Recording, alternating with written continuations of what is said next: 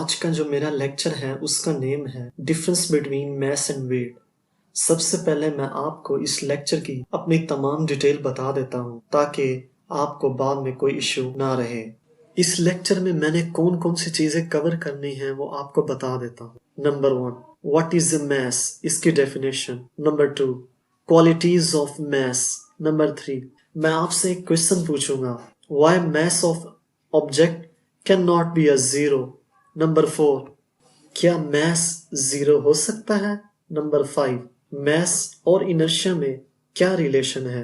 Number 6, क्या size mess में matter करता है। नंबर 7, क्या इस यूनिवर्स में ऐसे प्लैनेट्स हैं जो साइज में तो अर्थ से स्मॉल हैं लेकिन उनका मैस अर्थ से ज्यादा होता है। नंबर 8, क्या गैसेस का मैसेज होता है, अगर होता भी है तो प्रूव करो। नंबर 9, अगर हम 1 किलोग्राम वाटर का लें और 1 किलोग्राम पेट्रोल का लें तो उनमें से कौन सा हैवी होगा या वो सेम साइज के होंगे। नंबर 10, मैस और डेंसिटी में क्या रिलेशन होता है। नंबर 11, व्हाट इज वेट, यानी कि वेट की क्या डेफिनेशन है। अब ये सेकंड पार्ट है। Number 12, qualities of weight. Number 13, force of gravity क्या होती है, या ग्रेविटेशनल फोर्स, या ग्रेविटी और ग्रेविटेशन में क्या डिफरेंस होता है। नंबर 14, अगर हम किसी ऑब्जेक्ट के वेट को अर्थ पर मेजर करें और फिर उसी वेट को मून पे मेजर करें तो उसमें क्या डिफरेंस आएगा। नंबर 15, टाइप्स ऑफ वेट क्या होती हैं, क्या वेट की टाइप्स होती हैं। Number 16, can weight be a zero. Number 17, यहाँ मैं आपसे एक क्वेश्चन पूछूंगा। नंबर 18, वेट का प्रैक्टिकल यूनिट क्या होता है, क्या वेट का प्रैक्टिकल यूनिट होता है और वेट कैसे मेजर किया जाता है। नंबर 19, वेट मशीन कैसे एक्ट करती है, यानी वो हमारे वेट को कैसे मेजर करती है। नंबर 20, अगर सेम साइज के मैस हो तो क्या वो जमीन को एक ही टाइम पे हिट करेंगे या नहीं। So let's start this video.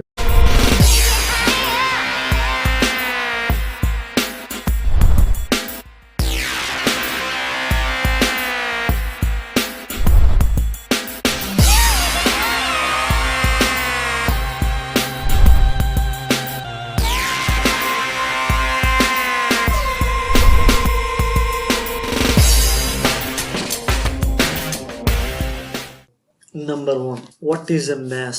Mess क्या होता है, जब भी किसी ऑब्जेक्ट के अंदर जो टोटल क्वांटिटी होती है मैटर की, उस टोटल क्वांटिटी ऑफ मैटर को बोला जाता है मैस।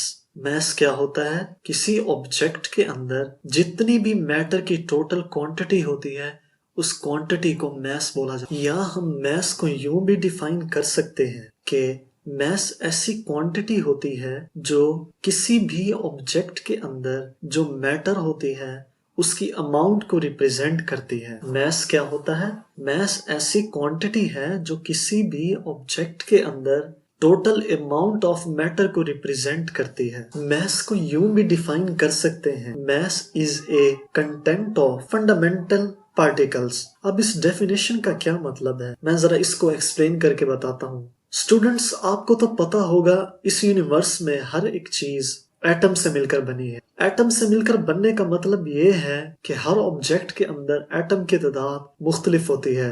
तो जितने भी किसी ऑब्जेक्ट के अंदर टोटल अमाउंट होती है या उसकी टोटल क्वांटिटी होती है एटम्स को या फंडामेंटल पार्टिकल्स की जो टोटल अमाउंट है, उस अमाउंट को उस सब्जेक्ट का मैस कंसीडर किया जाता है। स्टूडेंट, इन तमाम डेफिनेशंस का क्या मतलब है। दरअसल मैस जो होता है वो किसी ऑब्जेक्ट के अंदर जो टोटल अमाउंट होती है या क्वांटिटी होती है मैटर की, उसको मैस बोला जाता है। यानी कि अगर किसी ऑब्जेक्ट के अंदर जो मैटर की क्वांटिटी कम है तो उसका मैस कम होगा, अगर किसी ऑब्जेक्ट के अंदर मैटर की क्वांटिटी ज्यादा है तो उसका मैस भी ज्यादा होगा। उम्मीद यही है कि आपको मैटर के बारे में पता हो। Something that has a mass, volume, shape and occupy space called matter. Number 2, qualities of mess.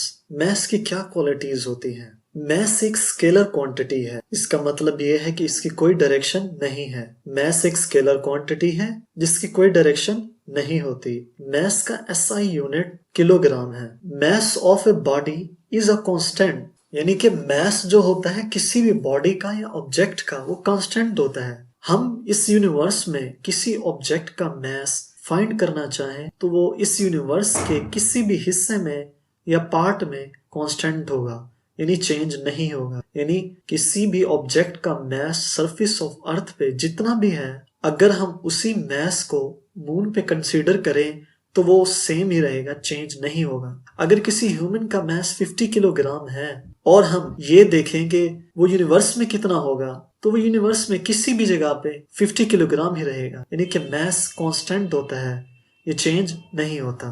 Object का मास कभी भी किसी भी कंडीशन में जीरो नहीं हो सकता। स्टूडेंट्स, अगर मैं यहाँ पे आपसे एक क्वेश्चन पूछूं कि ऑब्जेक्ट का जो मास है वो जीरो क्यों नहीं हो सकता, तो आप इसका क्या आंसर देंगे? जरा पहले आप सोचिए और फिर इसका आंसर दीजिए। मास ऑब्जेक्ट का इसलिए जीरो नहीं हो सकता कभी भी क्योंकि मास ऑब्जेक्ट की इंट्रिंसिक प्रॉपर्टी है। इंट्रिंसिक मीन अंदरूनी प्रॉपर्टी है, इसलिए ये ऑब्जेक्ट के इस प्रॉपर्टी के ऊपर डिपेंड करता, किसी अदर फैक्टर के ऊपर डिपेंड नहीं करता। ये ऑब्जेक्ट की मास अंदरूनी प्रॉपर्टी है, इंट्रिंसिक प्रॉपर्टी है, किसी दूसरे फैक्टर के ऊपर डिपेंड नहीं करता, इसलिए मास जीरो कभी भी नहीं हो सकता। स्टूडेंट, मैंने आपको पहले भी बताया था कि मास जो होता है कोई ऑब्जेक्ट का, तो हम उसको कैसे डिफाइन करेंगे? हम ये इस तरह से उसे डिफाइन करेंगे कि किसी ऑब्जेक्ट के अंदर जितना भी टोटल अमाउंट होगी मैटर की, हम उस मैटर की टोटल अमाउंट को मास बोलेंगे। तो जब हम ये बोलते हैं कि कोई ऑब्जेक्ट का मास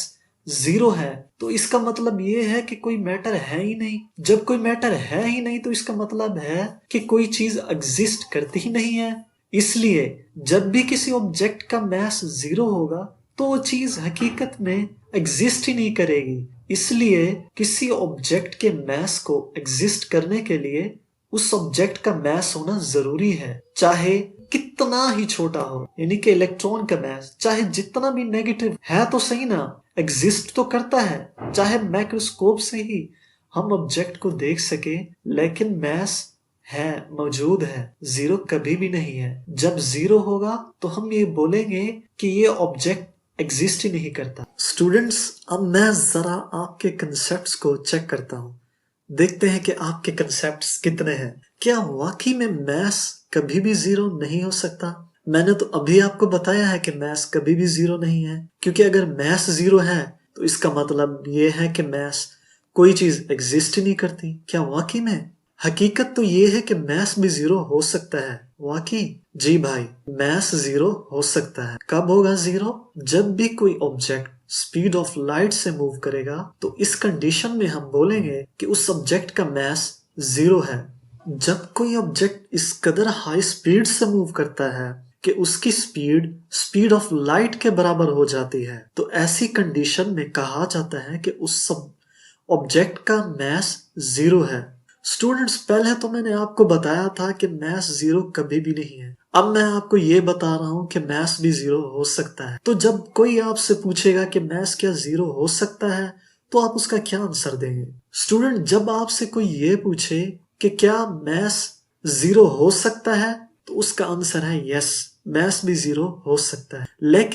लेकिन आमतौर पर जब हम मास को कंसीडर करते हैं तो इसका मतलब ये होता है कि रेस्ट मास। तो रेस्ट मास क्या होता है? यानी जब ऑब्जेक्ट मूव वगैरह नहीं करता, रेस्ट में होता है, तो ऐसी कंडीशन में हम बोलते हैं कि मास कभी भी जीरो नहीं है। लेकिन अगर कोई ये पूछ ले कि मास जीरो हो सकता है, तो इसका आंसर होगा यस, मास भी जीरो हो सकता है, जिसकी सबसे बड़ी एग्जांपल फोटोन की है। इस कंडीशन में मास जीरो है। और जब कोई ये पूछे कि मास जीरो क्यों नहीं है, तो आप उसका आंसर देंगे मास इसलिए जीरो नहीं है क्योंकि मास के जीरो होने का मतलब चीजों का एग्जिस्ट करना ही नहीं, इसलिए मास जीरो नहीं है। Number 5, what is relation between mass and inertia? Mass और इनर्शिया में क्या रिलेशन होता है? इससे पहले कि मैं आपको मास और इनर्शिया का रिलेशन बताऊं, आपको इनर्शिया के बारे में पता होना जरूरी है। इनर्शिया दरअसल उस चीज को कहा जाता है कि किसी ऑब्जेक्ट की वो सलाहियत जिसकी वजह से ये ऑब्जेक्ट में रेजिस्टेंस शो करती है। किस चीज में रेजिस्टेंस शो करती है? अगर ऑब्जेक्ट मूव कर रहा हो तो ये बॉडी की वो सलाहियत है जिसकी वजह से बॉडी इस रेजिस्टेंस शो करती है कि वो रेस्ट में रहे। अगर बॉडी रेस्ट में है तो वो रेजिस्टेंस शो करेगी कि वो मूव ना करे। तो इनर्शिया बेसिकली एक रेजिस्टेंस होती है, बॉडी की अपनी रेजिस्टेंस को बोलते हैं। इनर्शिया को लेजीनेस भी बोला जाता है। यूं हम कह सकते हैं कि किसी भी ऑब्जेक्ट, हर ऑब्जेक्ट जो होता है उसका इनर्शिया डिफरेंट होता है, क्योंकि ये हर ऑब्जेक्ट की अपनी प्रॉपर्टी है। किसी ऑब्जेक्ट का इनर्शिया कम होगा, किसी ऑब्जेक्ट का इनर्शिया ज्यादा होगा। जब एक गाड़ी मूव कर रही होगी तो इनर्शिया क्या होगा इस स्टेज में? इनर्शिया ये होगा कि जो कार मूव कर रही है उसकी ये विश होगी कि वो मूव ही करती रहे, वो रेस्ट में ना आए। अगर कोई ऑब्जेक्ट रेस्ट में है तो इनर्शिया ये होगा कि वो ऑब्जेक्ट रेस्ट में ही रहे, वो मूव ना करे। तो वो जो इनर्शिया है ये स्टेट को बोला जाता है रेजिस्टेंस को। यानी जब कोई ऑब्जेक्ट एक स्टेट से दूसरी स्टेट में आने के लिए रेजिस्टेंस शो करे तो उस रेजिस्टेंस को इनर्शिया बोला जाता है। जब हम बस में सफर करते हैं और हम देखते हैं कि जब अचानक ड्राइवर ब्रेक लगा देता है तो हम आगे की तरफ झुक जाते हैं। ऐसा क्यों होता है? ऐसा सिर्फ और सिर्फ इनर्शिया की वजह से होता है। कैसे? हमारे जो पैर हैं वो बस के साथ कांटेक्ट में है, यानी कि वो बस जैसे ही मूव कर रही है हमारे जो पाँव हैं वो भी मूव कर रहे हैं। लेकिन जैसे ही बस ड्राइवर ने ब्रेक लगाई हमारी बॉडी आगे की तरफ झुकती है। क्यों? हमारी बॉडी के पैर तो बस के साथ कांटेक्ट में थे, तो जैसे ही बस ड्राइवर ने ब्रेक लगाई वो तो रुक गए, लेकिन जो हमारी बॉडी का अपर पोर्शन था उसने रेजिस्टेंस शो की कि वो रेस्ट में ना आए। हमारी बॉडी के पैर तो रुक गए, रेस्ट में आ गए, लेकिन अपर बॉडी मूव ही करना चाहती थी। उस मूव करने की वजह से वो आगे को झुकी, यानी कि उसने एक स्टेट से दूसरी स्टेट में आने के लिए एक रेजिस्टेंस शो की है, जिसकी वजह से इसे बोला जाता है इनर्शिया। ओके, अब आपने इनर्शिया के बारे में थोड़ा बहुत जान लिया, लेकिन हमारा कंसर्न था कि मैस और इनर्शिया का क्या रिलेशन है। मैस को बोला जाता है mass is a measure of inertia, यानी कि कोई ऑब्जेक्ट जितना ज्यादा मैसिव होगा उसका इनर्शिया भी उतना ही ज्यादा होगा। अगर कोई ऑब्जेक्ट जिसका मैस कम है उसका इनर्शिया भी कम होगा। कैसे? हम देखते हैं कि एक हैवी ऑब्जेक्ट है जैसे कि हमारा बेड, अब हम इसे मूव करना चाहते हैं। पहले उसकी कंडीशन थी रेस्ट स्टेट में था वो, अब जैसे ही हमने उसको मूव करने के लिए कोशिश की हमने दरअसल उसकी स्टेट को चेंज करने की कोशिश की है। उसे रेस्ट में, मोशन में हम उसे लाना चाहते हैं। अब उसने क्या किया है, हमें बहुत ज्यादा फोर्स लगानी पड़ती है। क्यों? क्योंकि मैस बहुत ज्यादा है, इसलिए बॉडी का इनर्शिया भी बहुत ज्यादा है। बनिस्बत इसके अगर हम एक लाइटर ऑब्जेक्ट जैसे कि हम एक चेयर ले लेते हैं, अब हमें उससे मूव करना हो तो हमें उस पर कम फोर्स लगानी पड़ेगी। तो हमने यहां से एक रिजल्ट ड्राइव कर लिया है। वो रिजल्ट ड्राइव क्या किया है? अगर कोई ऑब्जेक्ट कम मैसिव होगा उसका इनर्शिया कम होगा, अगर कोई ऑब्जेक्ट ज्यादा मैसिव होगा उसका इनर्शिया भी ज्यादा होगा। यानी कि अगर आपने एक हाथी को मूव करना हो तो उस पर आपको कितनी फोर्स लगानी पड़ेगी, लेकिन अगर आपने एक इंसान को धक्का देना होगा तो उसको जहरी बात है थोड़ी फोर्स लगानी पड़ेगी। तो इनर्शिया जो है वो एक रेजिस्टेंस है ऑब्जेक्ट की एक स्टेट से दूसरी स्टेट में आने की, या हम यूं कहते हैं कि इनर्शिया जो है वो लेजीनेस है। तो मैस और इनर्शिया का आपस में एक डायरेक्ट रिलेशन है। Higher inertia massive body higher inertia, less mass less inertia. Number 6, आपसे एक क्वेश्चन पूछा जाता है, does size matter in a mass? यानी कि साइज जो होता है वो मैटर करता है मैस में। एक ऑब्जेक्ट है उसका साइज बहुत बड़ा है और दूसरा ऑब्जेक्ट है उसका साइज छोटा है, तो क्या हम ये कह सकते हैं कि जितना जिसका साइज बड़ा होगा तो उसका मैस भी उतना ही ज्यादा होगा, या जिसका मैस साइज जितना कम होगा तो उतना ही कम मैसिव होगा? क्या हम ये कह सकते हैं? स्टूडेंट, इसका आंसर ये है नो। साइज कभी भी मैस में मैटर नहीं करता। जिसका जितना बड़ा साइज होगा तो हम ये कभी भी नहीं कह सकते कि वो उतना ही ज्यादा मैसिव है। हमारे रोजमर्रा जो एग्जाम्पल है क्या है, एक जो है एक बड़ा बॉक्स ले लेते हैं पेपर का बना हुआ, तो एक बहुत बड़ा बॉक्स है, तो क्या उसका मैस बहुत ज्यादा होगा स्टोन की निस्बत? स्टोन तो एक छोटा सा होता है। तो हम ये कहते हैं कि एक पेपर का बना हुआ बॉक्स उसका मैस कम है लेकिन स्टोन का मैस ज्यादा है। क्यों? आखिर क्यों एक पेपर का बॉक्स जो है उसका मैस कम है और एक स्टोन जो है उसका मैस ज्यादा है, जबकि हमने ये देखा है कि पेपर का साइज बहुत बड़ा है और स्टोन का जो साइज है वो बहुत छोटा है। स्टूडेंट, इसको हम यूं डिफाइन करते हैं या एक्सप्लेन करते हैं कि मैस जो होता है वो मैंने आपको पहले भी बताया है, वो अमाउंट ऑफ मैटर को रिप्रेजेंट करता है किसी ऑब्जेक्ट के अंदर। यानी एक ऑब्जेक्ट के अंदर जितना भी मैटर होगा वही उसका मैस है। तो जब एक पेपर की जो हमने एग्जाम्पल देखी है तो उसमें मैटर कितना है ये हमें चाहिए होता है। हमें ये नहीं चाहिए कि उसका साइज, अंदर से तो वो एम्प्टी है, उसमें एक्चुअल मैटर कितना है ये हमें देखना है। और जब कोई साइज जितना बड़ा है तो इसका मतलब यह है कि उसके अंदर जो एटम है वो उनमें स्पेसेस बहुत ज्यादा है। उनमें स्पेसेस बहुत ज्यादा होने की वजह से हम ये कहते हैं उनमें गैप बहुत ज्यादा है, जिसकी वजह से उसमें जो मैटर है वो इसकी अमाउंट या क्वांटिटी जो है वो बहुत कम है। दूसरी तरफ स्टोन में तो उसमें साइज कम है लेकिन जो अमाउंट ऑफ मैटर है वो बहुत ज्यादा है।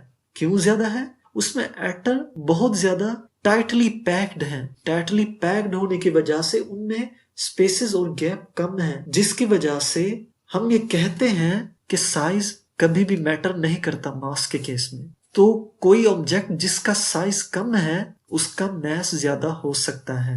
Number 7, interesting information. क्या इस यूनिवर्स में कोई ऐसी एग्जाम्पल है जिसका साइज तो बहुत कम हो मगर उसका मैस बहुत ज्यादा हो? जी हाँ, ऐसे बहुत सारे ऑब्जेक्ट हैं जिनका साइज तो कम है मगर उनका मैस बहुत ज्यादा है। इस यूनिवर्स में बहुत सारे ऐसे प्लैनेट्स हैं जिनका साइज अर्थ से कई गुना कम है लेकिन वो मैस में अर्थ से 1000 टाइम्स तक मैसिव है। तो ऐसे प्लैनेट्स या ऐसे ऑब्जेक्ट को न्यूट्रॉन स्टार्स बोला जाता है। तो ये प्रूव है कि साइज मैटर नहीं करता। नंबर 8, स्टूडेंट, अब हम एक और क्वेश्चन को करने जा रहे हैं। Do gases have a mass? क्या गैसेस का मैस होता है? अब आपने ये सोचना है, ये कंसेप्चुअल है थोड़ा सा, क्या वाकई में गैसेस का मैस है या नहीं? क्योंकि मैंने आपको जितना पढ़ाया है आप खुद सोचें, क्या गैस का मैस होता है? गैस की जो डेफिनेशन है वो क्या होती है?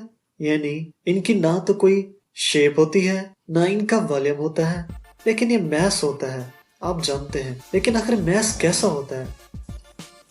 जो मैंने आपसे क्वेश्चन पूछा था उसका आंसर है yes, gases have a mass. तो क्वेश्चन ये है कि अगर गैस का मैस है तो फिर हमें गैसेस नजर तो नहीं आती आमतौर पर, लेकिन हम गैसेस को उनकी फीलिंग की वजह से, जो उनकी प्रॉपर्टीज होती हैं, उनसे हम पहचान लेते हैं कि ये गैस है। ये कौन सी गैस है? ये कार्बन डाइऑक्साइड है, कार्बन मोनोऑक्साइड है, और कौन कौन सी गैसेस हैं। हम अक्सर फॉग को भी देखते हैं, धुआं भी होता है। क्या इनका मैसेज होता है? ये भी तो गैसेस हैं। जी, आंसर है यस। तो अगर गैसेस का मैस होता है तो क्या हम इसे प्रूव कर सकते हैं? आंसर इज यस, गैसेस के मैस को हम प्रूव कर सकते हैं। कैसे? चलिए फिर एक एक्सपेरिमेंट करते हैं। आपने बेकिंग सोडा लेना है और एक लेना है विनेगर।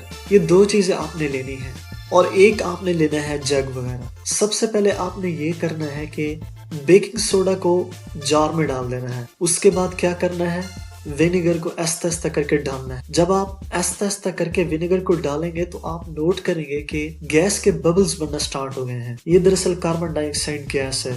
आप फिर थोड़ा मजीद बेकिंग पाउडर डालें और फिर थोड़ा सा उसमें विनेगर डाल दें। आप देखेंगे कि गैस के जो बबल्स हैं वो बढ़ते ही जा रहे हैं और फिर कुछ देर के बाद आप देखेंगे कि वो इनविजिबल टाइप हो रहे हैं, नजर आना बिल्कुल ही खत्म होना शुरू हो गया है। अब ये तो है गैस है, कार्बन डाइऑक्साइड गैस है। हमें ये नोट करना है कि क्या इसका मैस होता है या नहीं। अब हम क्या करेंगे? अब आपने ये करना है कि एक और एम्प्टी जार लेना है और एक मैस मेजरिंग स्केल वगैरह लेना है। जो आपके पास जो कार्बन डाइऑक्साइड का बबल वाला जार था उसको आपने ऐसा करना है कि मैस मेजरिंग स्केल के ऊपर एक एम्प्टी जार में उस कार्बन डाइऑक्साइड के बबल को डाल देना है। जब आप कार्बन डाइऑक्साइड के वो बबल्स को एम्प्टी जार में डालेंगे तो आप नोट करेंगे मैस मेजरिंग की जो स्केल है उसमें आप देखेंगे उसकी रीडिंग्स बढ़ती जा रही हैं, लेकिन आपको नजर ही कुछ नहीं आएगा।